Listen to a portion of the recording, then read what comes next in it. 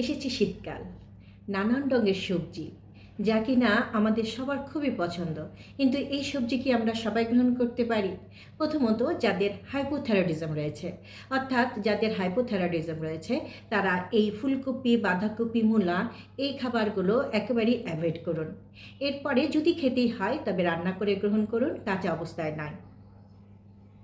Kidney রোগী যারা kidney সমস্যায় ভুগছেন তাদের কিছু কিছু খাবার যেমন মূলার শাক, পালং শাক, সিম এই ধরনের খাবারগুলো অ্যাভয়েড করে চলতে হবে। এতে করে আপনার কিডনির সমস্যা কিছুটা হলেও কম হবে এবং আপনি সমস্যায় ভুগবেন না। যারা গ্যাস্ট্রিক বা গ্যাসের সমস্যায় ভুগছেন তারা বাঁধাকপি, ফুলকপি, মূলা, সিম এই ধরনের খাবারগুলো গ্রহণ করা থেকে বিরত থাকবেন বা কম পরিমাণে খাবেন, যাতে করে আপনার গ্যাসের সমস্যা না হয়, কারণ এই খাবারগুলোতে গ্যাসের সমস্যা বাড়িয়ে ফেলতে পারে।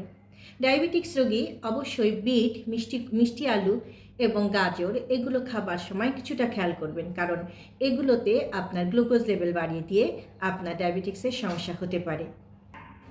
শীতের সবজি নিশ্চয়ই পুষ্টিকর এবং পরিপূরক, আমাদের সবারই পছন্দ।